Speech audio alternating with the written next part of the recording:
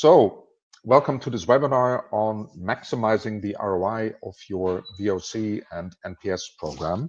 We're going to look at a framework that we have developed and some practical tips. It's definitely not going to be a sales pitch, but we're going to share a lot of experience and stories from companies that we have worked with, learnings that hopefully are relevant for you as well. Please make it as interactive as possible. Ask your questions whenever they come up, and I will either answer them directly or answer them at the end.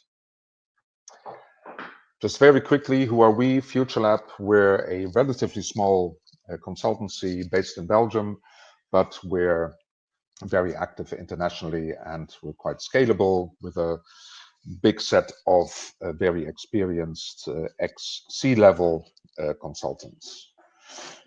A word about myself. I'm one of the founders of Futurelab. We've been doing this for over 15 years. I dare say we maybe co-invented the whole terminology on customer centricity and customer experience. And I had the privilege to work with a lot of great and international companies. And from some of them, I will share some experiences. Our philosophy is that customer experience is a very holistic topic, but centered around customer journey management. Understanding what is important to the customer, what do we want to deliver by way of experience, how do we fulfill our customer value proposition to the customer, and how do we manage all that. And of course, the first point in being able to do that is to have a good voice of the customer program. So that's what we're going to talk about today. Forgive me if sometimes I use the word NPS instead of voice of the customer. Obviously, the two are not the same, but we use a lot of NPS because we really like it. But there's plenty of other metrics, and I will get into that a little bit later, to how to decide which metrics are relevant at which stage of the journey. So what are we going to talk about today? First of all, we have a very interesting mix of people who are starting out or even just in the decision process on whether to start out on a voice of the customer program. We have people running their programs for many years, and we have some practitioners like ourselves. So we're going to try and add some value for each one of those groups. And the interesting thing is that from the questions you asked us beforehand and also from recent projects, we see that the topics that you're dealing with are pretty much the same all across the different levels of maturity. The questions are, how do we get ROI out of the program? How can we prove that ROI to the organization? But also, how do we get, before we start, convince the rest of the organization that we should be doing this, that this is a valuable exercise for the company. Obviously, there are always questions on how do we set up the program correctly, what technology to use, what channels to ask people to, at what time to ask them, what questions to ask, what metrics to use. A big question is, and it's actually one of the key core topics that I will be focusing on today, is how to drive action. Because nothing happens if you don't push for action. There's no value to any kind of insights that we derive from the voice of the customer if we don't act upon it. Then, of course, how to get the buy-in from the rest of the organization, and that can be a budgetary element. How do we get support from senior management, but also how do we convince the rest of the organization to take action based upon those insights? And finally, what we call existence management. How do we make sure the program keeps in existence? How do we make sure that we continuously convince the rest of the organization to keep participating? So all those topics we will go into. And along the way, I will answer a few more questions that were dropped during the registration process. So just as the very quick background, I don't think we need to convince anybody about this, but at the end of the day, why are we here? because we know that a good customer experience brings value to the company, and we need an understanding of the customer, and we need the voice of the customer to drive customer experience. At the end of the day, what we want is happy customers that are so happy that they recommend us, or whatever other measure you want to take. Because if they're happy, if they're so happy that they're likely to recommend us, they're willing to spend more, they negotiate less, they're more loyal, they're more open to upselling. They're easier to service. It's an often overlooked element. Just as an example, in Vodafone Ireland, we saw that there was a difference in cost to serve between detractors, those not willing to recommend us, costing on average 14 euros a year just to service them in the contact center, while promoters on average cost 4 euros a year. So that's 9 euros difference per customer, which for a company like Vodafone Ireland with close to 2 million customers is already a very substantial number. Dealing with happy customers increases staff morale. We'll come back to that later very specifically, because it's a very important point. And of course, they generate new business. Now, again, I don't think I need to convince any of you participating here today. But the question is, if we all believe in this, how come that 50% of all NPS practitioners are not happy with their programs? We don't have a specific number for the broader term of voice of the customer, but I'm fairly sure that we end up in the same territory. The answer is already a little bit in the second part. 70% of all NPS programs are not implemented correctly. And there's, of course, like with any tool that you use, if you use it incorrectly, it doesn't work. And this goes from me often when I'm talking, when I'm evangelizing NPS, people throw at me, oh, but we didn't get any kind of useful information out of it. Then I asked how they implemented it, and it turned out that it was question number 8 in a 12-question questionnaire, which is entirely against the methodology, or there was no open question, or there was no closed loop program around it. So there's many ways in which a program can be faulty. We have set up a pretty broad assessment, the VoC Calibrate.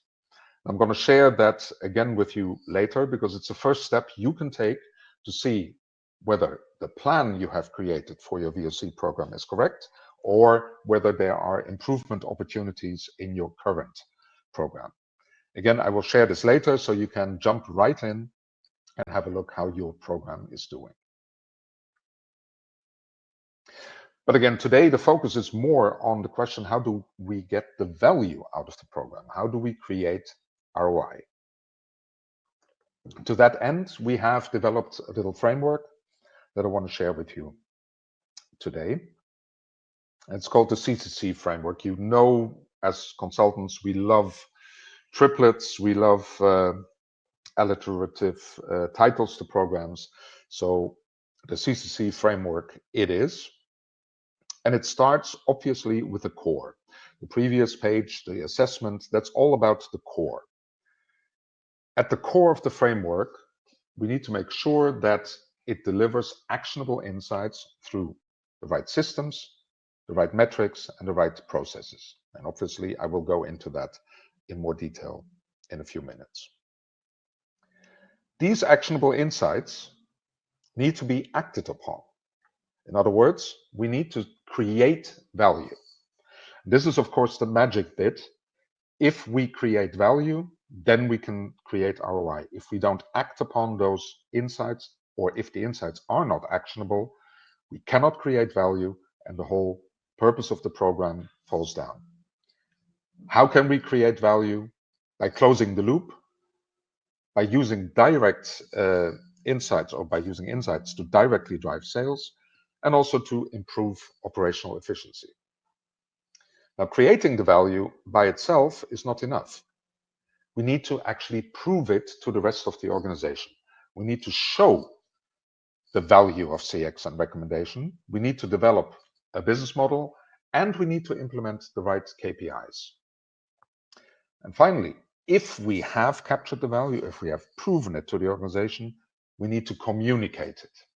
Because only by showing to the organization how those that have initially started to act upon the program have created value, we can inspire more people to also start acting. And this is how we create a virtuous cycle where we ensure that everybody within the company is willing, skilled, and able to drive CX, to act upon the insights, where we showcase success, and we start bringing other departments and senior management on board. So let me go into each of these topics a little bit deeper. As I said, at the core of the framework, there's the systems, the metrics, and the processes.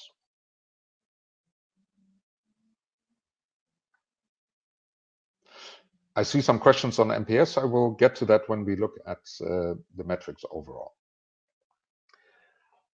At the core, as I mentioned it before, we see a customer lifecycle or a customer journey. So we need to determine along that customer journey, what do we want to deliver? What is the way that we prove our value proposition, our promise to the customer through an experience that we deliver? Once we know that, we can decide who should we ask for their voice. Which stakeholders can actually add value, which can help me understand how I can improve the relationship with the company. I also need to look at how to ask. Which technologies with methodologies should I use? I need to look at when to ask. In other words, which touch points, which interactions, which moments of truth, which is an often used term, are taking place, where I should engage with the customer to find out how am I doing at this moment. But when to ask also means very practically, if I decided on a touch point, should I ask immediately within 5 minutes, or should I wait for a week? These are important questions to ask, and to find the answers to this will build the core of your program. And of course, what to ask, which metrics to use, which questions to ask, but also which other information to capture. So for instance, are there non-survey elements that I can look at to give us an understanding of the emotions and actions of the customer? And by non-survey elements, I mean observations. What is actually happening? How is the financial health of a customer developing or how's the financial health of an account developing? Are there sentiment analyses that I can run based on the interactions that the customer has with our contact center? So let's go into that a little bit more. Again, our starting point is always the customer lifecycle map. It's the ultimate management tool, and it's a great way of capturing all the things that I need to know in one overview. I can bring in my data streams. I can bring in the capabilities I need to execute. I can define what are the KPIs, how do I measure that I'm actually fulfilling the customer promise that I'm making? At which touch points should I measure? And at this touch point, am I delivering at the hygiene level? In other words, am I doing the things that make sure my customer is not immediately upset and will leave? Am I delivering the basics? In other words, am I at least delivering the level of expectation of my customer? And do I have some advocacy moments, moments that drive my customer to say, hey, this was special, I can now start recommending you. And based on that, I can then decide, so who do I need to talk to at each of these stages? Because asking the right person who is likely to answer and has actual insights to offer is a very, very important and not always easy to answer question. On the left, we're working with Shell at the moment. And for instance, in one of their departments, the gas stations, they're having the problem that they have very little grip on who is actually answering the question.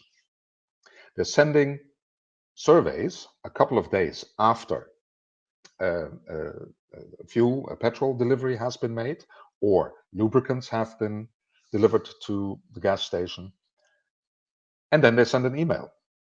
And either it's a manager who handles 5 stations and a week later has no idea anymore about the transaction that happened, or it is the 17-year-old cashier who's just a school kid helping out and has no real insight into the transaction. So we need to determine who are the stakeholders that I need to talk to, and how do I get their information.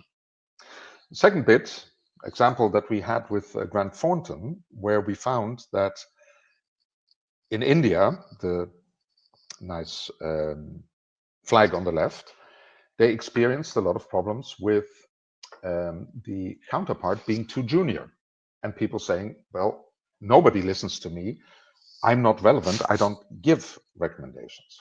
Or in Dubai, and we hear the same, for instance, from Russia, where people tend to give very good scores because they don't want to embarrass their account manager. A nice example of how it does work is Adela, and Adela is a Dutch-Belgian funeral insurance company, and also a chain of funeral parlors. And there we actually ask the family of the deceased. So the deceased is the actual insured, but we're asking the family of the deceased, you recently experienced a funeral with us, would you recommend us based on that? And I have to tell you that beforehand, I was quite skeptical, but we're actually getting close to 70% response rates and an NPS of 70%. So in a B2B environment, it's very important to understand the whole range of stakeholders that you're dealing with. But this can be relevant also in a B2C environment. Who should we ask, the actual buyer or the decision maker? Because if that little decision maker on this page decides that Coca-Cola is really not the drink anymore because some people say so in the schoolyard, we need to adjust our approach. How do we ask? This is one of the big topics coming up recently, that response rates are dropping everywhere. The amount of information that we are getting from our customers is dropping, primarily through general survey fatigue. So one of the things to look at is, can we start multimodal data capturing? Can we combine the surveys that we send out with observations, with indeed text analytics running through contact center interactions? Can we add in what our employees are saying about the interaction? Like, next time that somebody talks to this customer, they should be aware that she is very open to a rational approach. Well, this customer is much more emotional driven. And very importantly, short, interactive and adaptive surveys. I'll come back to that. So to give you an example, in a Vodafone environment, for instance, one of the major hindrances we see is that they are unwilling to recognize that there is an end to the relationship. At the end of the relationship, people leave, they switch to a different provider, O2 in the UK example, but we need to maintain the relationship. We need to maintain an understanding how they feel about the leaving process. So there should be customer exit interviews. If you don't have that step in your customer journey, you cannot interact at that touch point. An example from the Nationale Nederlanden environment, where in one Eastern European country some years ago, we saw a major drop at the end of the customer journey of the NPS results. When looking into it, we saw that they were treating the end like a very bureaucratic process. So we asked them, what happens at that end of the relationship? They said, well, the contract is terminated, so we pay out and that's it. So, but what really happens? What happens to your customer? Well, they're not customers anymore. So come on, people, what are you selling? You're selling life insurances. what is happening to the customer? Well, yeah, the customer dies. Yes, the customer dies. That is what you're selling. And the organization was, up to that point, not willing to recognize that reality and treated that touch point very incorrectly. By switching to a much more empathetic approach, they managed to increase profits by 10 million the next year. Now, when we're talking about, for instance, NPS, but this is just as relevant for any kind of voice of the customer, we really need to look at what are we asking at what stage. So for instance, in the NPS, the starting point typically is a relationship question. Looking at the overall relationship with us. Would you recommend us? Are you satisfied? Are you happy? Did we fulfill your expectations? That's a once or twice annually question, which typically scores much lower than the touch point questioning. So at the touch point, we look at, based on the recent transaction or the recent interaction you had with us, how satisfied were you there? How did we manage to fulfill your expectations? Did we make it easy to do business with us? So we're asking different questions to different people in a different environment. However, I see in many companies that these two are mixed up. Well, in reality, I see at one of the telcos that we work with, their touchpoint NPSs are typically around the 60 to 70%, while their relationship NPS is in the low teens. Same customers, but it's the overall relationship versus the one touch point that gets improved. And now to get to your to the little chat that's going on in the chat box, we have a little handout which I'm going to send out to you, which is about which metrics to use. It's a topic that we will gladly do a whole webinar on separately, because what questions to ask drives a lot of value of the program and also drives the KPIs that you use. I've been mentioning NPS a lot because we think it's a great starting point, but as Elena, for instance, pointed out, it may not always be the best on its own. NPS in a B2B environment, for instance, is not suitable for a touch point questioning. It typically, as the touch point engagement is typically with much more junior, much more operational people within the organization, it doesn't give us as solid outputs as the relationship NPS, which happens at a senior level. So NPS is a good measure, but it's not the be-all and end-all. There are also questions, for instance, very important question to ask is the customer effort score. How easy was it to do in doing business with us? Or the customer experience, customer expectation measurement. Did we manage to fulfill your expectations? Now, what question is the right one is different by the touch point, by the company, by the industry.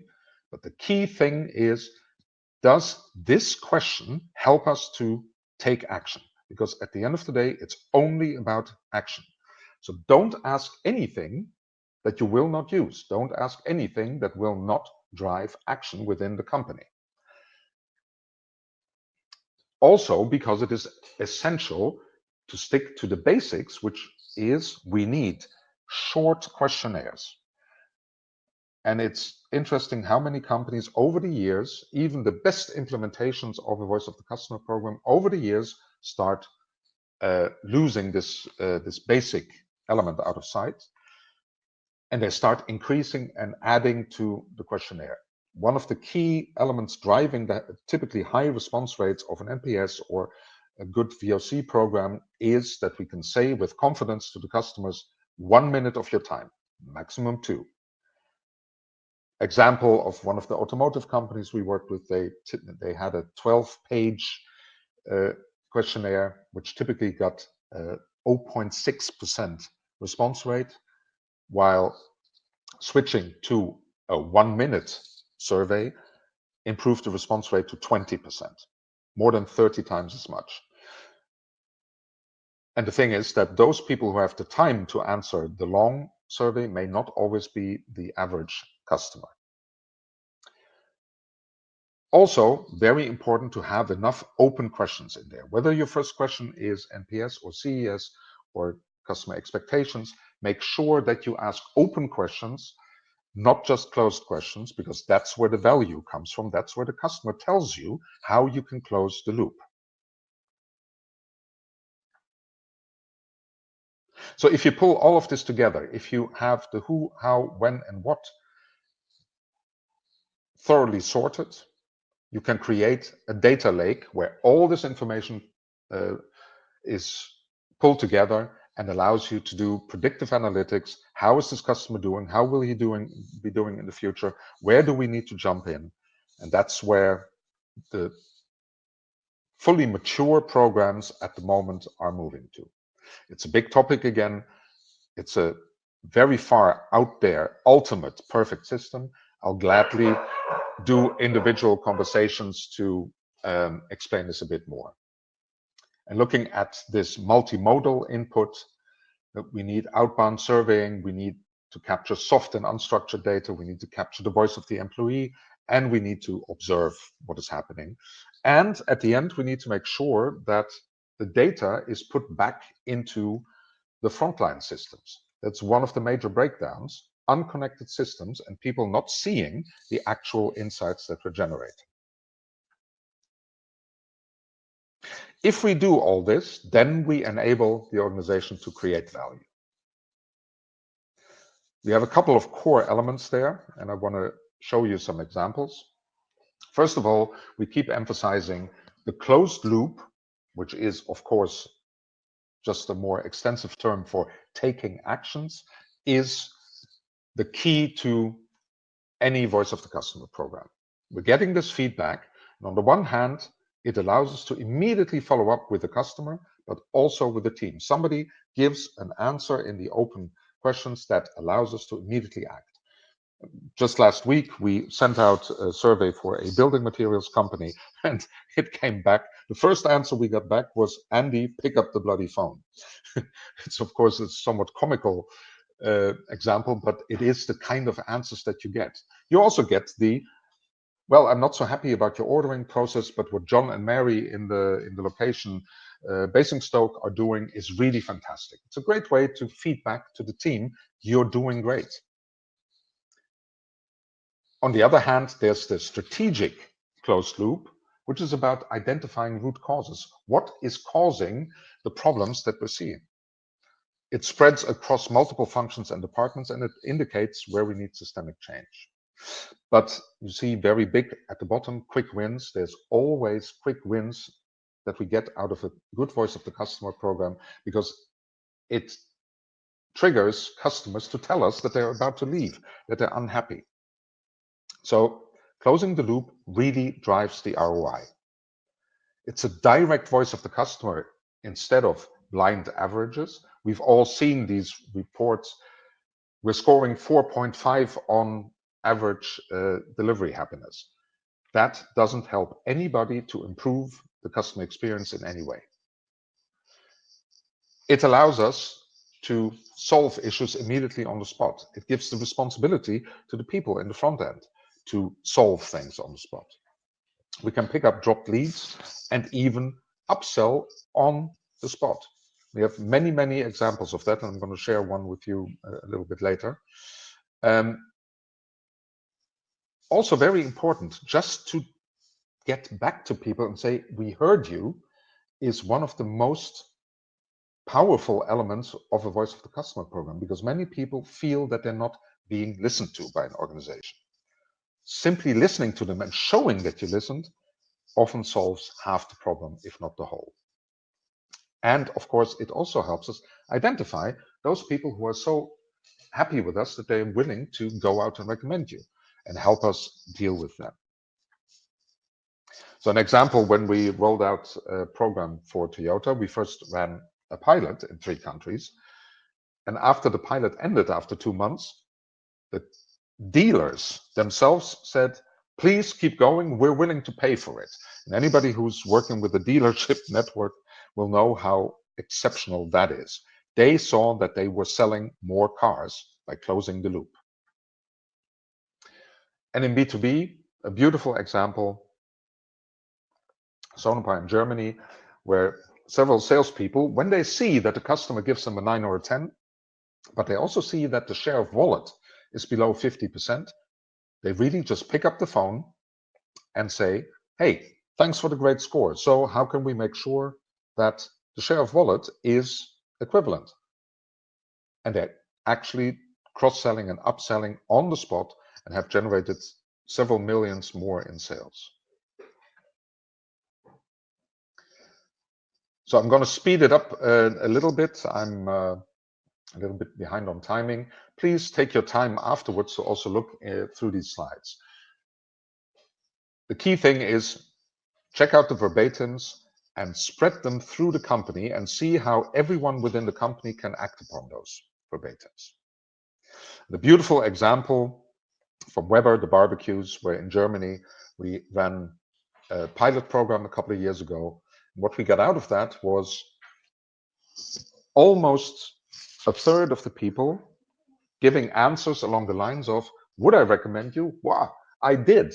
I've already sold 3 grills to my friends and family. And why? Because the meat tastes so much better.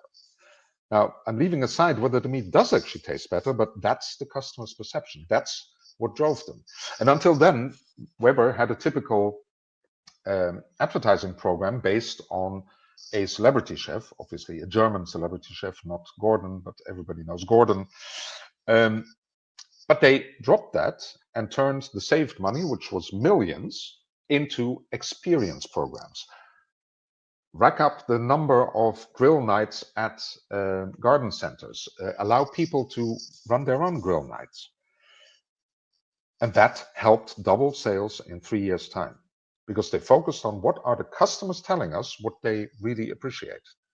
We also asked the second question here, what can we do better? And even if you don't understand German, I think you see the one word price coming up constantly. But you also see these were people who actually scored 9s and 10s, who said, I have recommended you. In other words, price was not a real issue, it was the default that they fell to. So see the difference between having a tick box where you say, should we improve price, delivery, quality, or whatever? Everybody ticking price could give you the idea that you're having a price problem. Well, the reality was they have no problem whatsoever, and people are just joking about the price. So adapting your marketing and your sales to what people tell you is your real strength is a great output of a good voice of the customer program. And by the way, it's also about operational efficiencies. And I always emphasize this. It's about knowing what matters to the customer. And maybe you can stop doing certain things. Dela stopped producing a very expensive guidebook that it turned out people were not appreciating at all. But also in contact centers, by having a better approach, you, for instance, reduce employee dissatisfaction. It's very, very unpleasant to be yelled at all day long, and I mean that very literal. We had this in an automotive call center where people got yelled at constantly, and it made them sick and unhappy. By reducing that, you reduce your staff turnover, increase and reduce a lot of associated cost. All in all, we have 8 ways, probably many more, but we have developed a nice 8 ways white paper, 8 ways to use NPS or other voice of the customer to add value to your business. I'm sharing that as a handout again. So once we have created the value, we need to capture it. And the key thing is, if you use a ROI model in the company, make it useful. Don't strive for perfection. That's what I've seen most, that ROI models never were created and never landed because people tried to make them perfect. The basics of the program are still customers are happy and are then willing to spend more and have more value for the company. So as an example, a little model that can be created by anyone in 10 minutes on the back of an envelope, just to start the discussion, is making a simple calculation on, and I'm using an example from the car industry, a luxury brand here.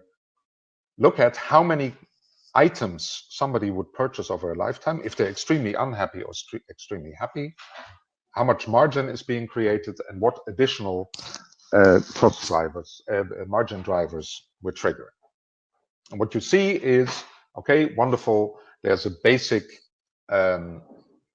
business case here already where a promoter already creates 4 times as much customer value. However, if we look at the word of mouth impact, how many customers do unhappy customers stop, or how many new customers do happy customers bring, suddenly we see a completely different number where there's a huge differential and the detractors actually cost us money. Do this, take 10 minutes, sit down with your colleagues, and then go to the CFO and ask him whether this is wrong. It's not perfect. It might be 50% off, but you will see, we've done this in 40 companies by now, that the basics are a great way to start the conversation. Do we collectively believe that CX is good and that the value of a VoC program can be proven? Based on that, you can then start developing a real program. How that looks, of course, depends very much on your industry. Here's a little example from the telco industry, but we'll gladly give you some tips about what could work for your industry. For instance, we're developing a whole ROI model for a major B2B player at the moment. Talking about B2B, sometimes it can be very simple. One of our B2B customers, average detractor has 60,000 in turnover, the average promoter 100,000. So simply look at what does it bring us if we start shifting customers from one category to the next. Don't make it too complex. Make it such that anyone in the company can understand it, that the driver can understand it. And that's why we use that very simple model at the beginning. Anybody gets that. Now, a very important element in proving the value is also challenging the KPIs. KPIs are the bane of my life, I would like to say, because if you don't change the KPIs, nothing will change within the company. Nobody acts against their own interest. The key problem is that when a measure becomes a target, as Goodhart's law says, it ceases to be a good measure. People only start acting upon that target instead of what's underneath it. And a beautiful example of how KPIs can drive unintended consequences, we saw one of our customers had their contact center where the rule was a case needs to be closed within 8 days, because otherwise customers will be unhappy. So what happened? Agents closed the case on the evening of day 7, whether it was actually closed or not. So a lot of customers came back the next day, very unhappy, saying, but I still have a complaint. But now it was a new case. So a best practice example was the Mercedes-Benz CAC, the Global Contact Center, where we actually did a round of kill the KPIs. We asked the agents to identify those KPIs that they felt were stopping them from delivering a good customer experience. And there were a lot of useless or unused or unhelpful KPIs in there, which could be removed. And it was an incredibly strong signal to the agents, we're taking you serious. Good KPIs need to be customer focused, they need to be action oriented, and they need to be integrated. So finally, we need to communicate the value to inspire more people. People need to want to be customer-centric. Now, let's be clear. Nobody is deliberately not customer-centric. Nobody gets up in the morning and says, look, I'm really looking forward to annoying a couple of customers today. But they need to be willing to take that extra step. We need to convince them in their heads and in their hearts. The heart bit is usually relatively simple. But the head bit, that's where, for instance, we need a good business case. We need to make sure they're skilled, and we need to make sure they're able, that they are empowered to do what is the right thing for the customer. As I said, every employee wants to act on the customer's voice, but for instance, major problem in voice of the customer programs is that the communication around it is boring at best.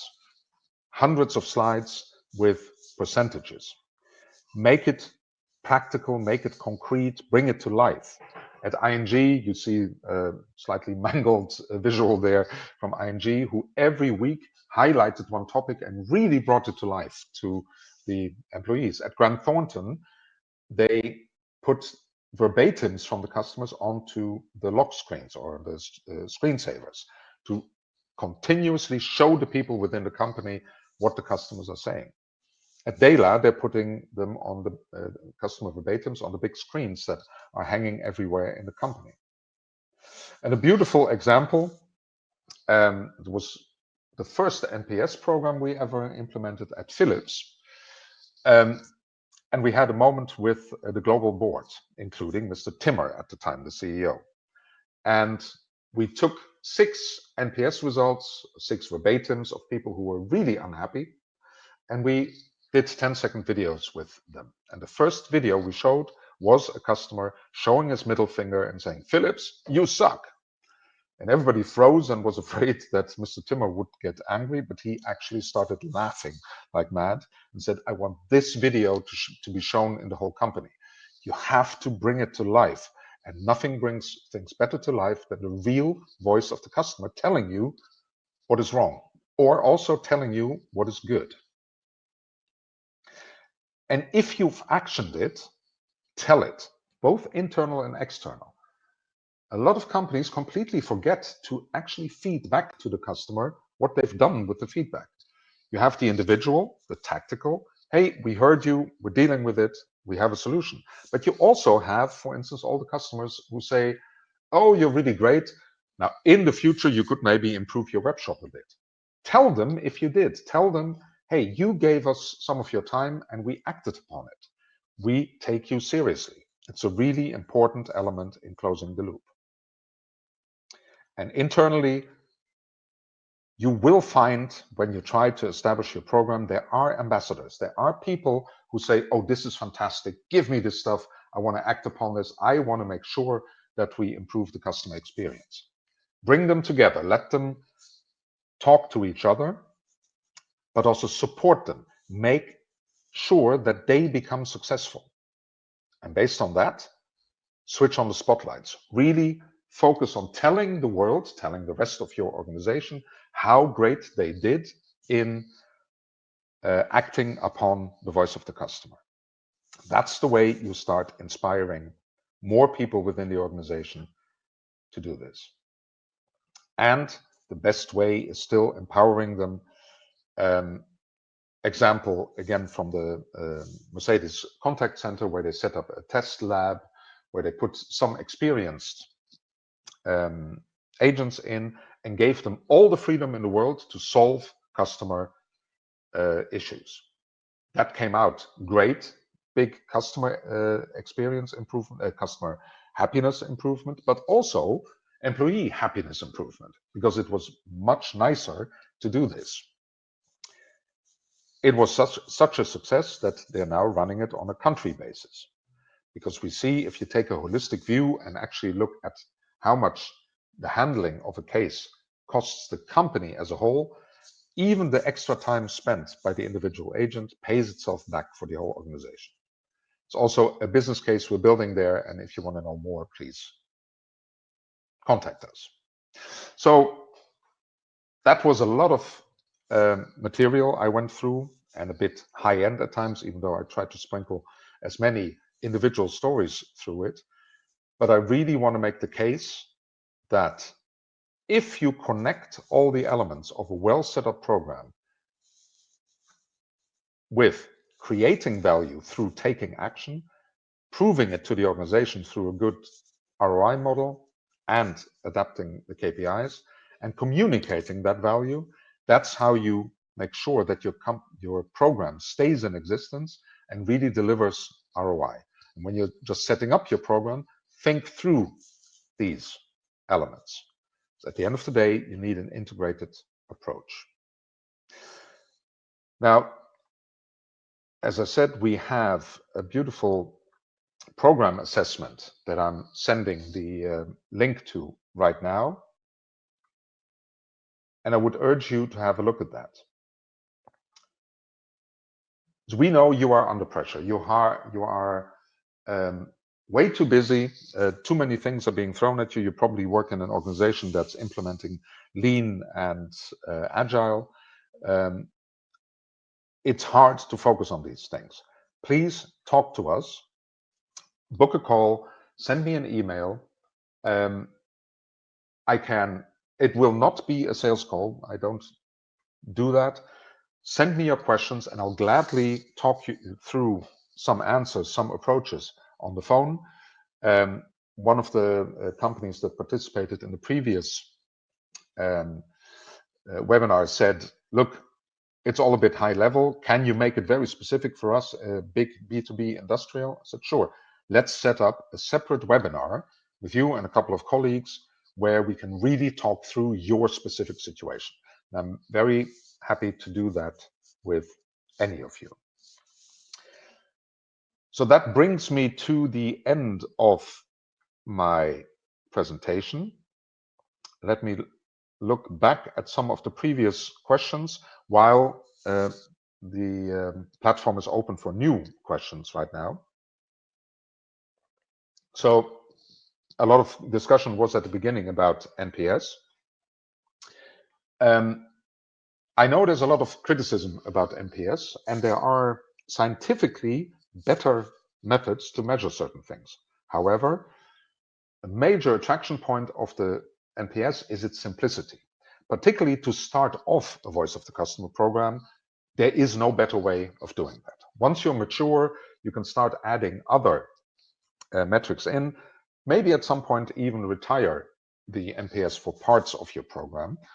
But as a very simple starting point to create an awful lot of great customer feedback, verbatims, that you can really surprise the rest of the organization with, where you can, for instance, capture accounts at risk, capture, look, we're really losing customer satisfaction at these 2 or 3 big burning platforms. It is unsurpassed. Also because it's simple, fast, and relatively cheap to initially implement. So I am a big believer in starting your pilot, starting your proof of concept with NPS, and then take it from there.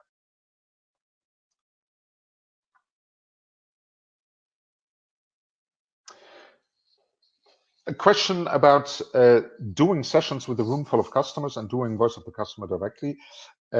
Yes and no. In a way, that is, of course, one of the typical things we do in focus groups, which have a bit of a downside that a loudmouth in there, someone like me, might be too dominant towards the group. However, I've seen fantastic examples. I already mentioned ING or Nationale Nederlanden, as they are now called, who actually did this in the sense of calling people. They got verbatims, they pulled together a group of 30 people within the company and started calling these people. And the 30 people were the ones who didn't believe in the value of voice of the customer. And they called up the customers who were, first of all, blown away that somebody listened to them, and gave incredibly valuable feedback that convinced the people within the company that there was value to this. So again, having a lot of customers together has its downsides because not everybody might be willing to speak. But if you set it up well, And we've done, for instance, with Nokia at the time, great events, whole customer days, where we brought in a lot of customers. Now, Nokia is maybe not such a great example because they didn't do much with the insights they were given, but the insights were very valuable.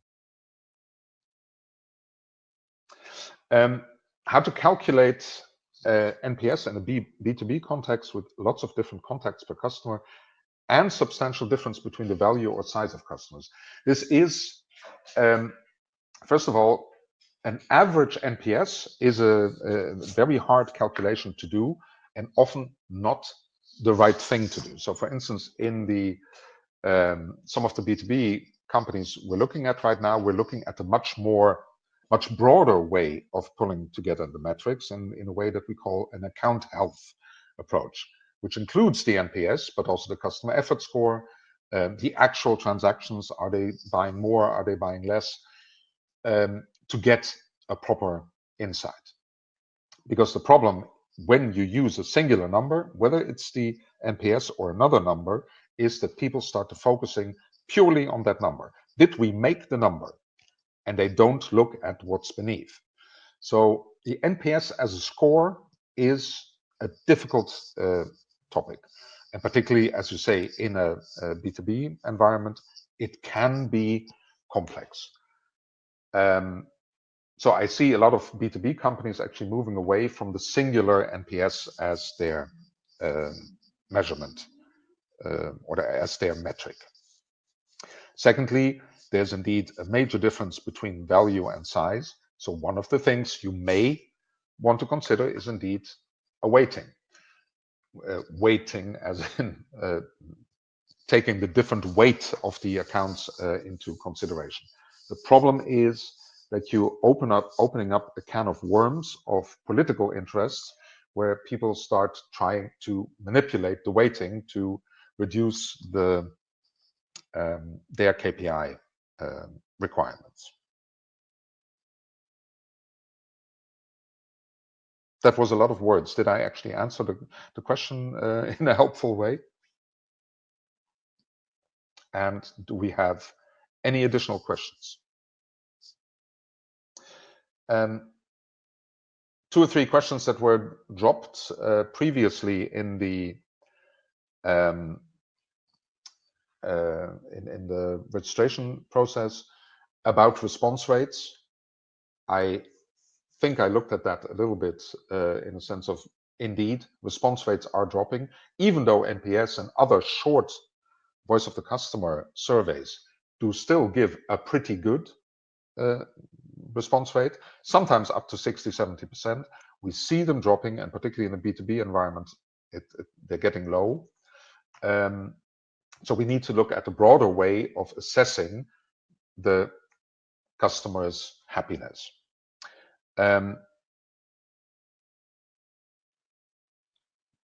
2 more questions we have here. Thomas, yes, it's a very concrete paradox that you say if the focus becomes too single-minded on the score, that's where the value of the concept as a whole comes into gets into the danger zone.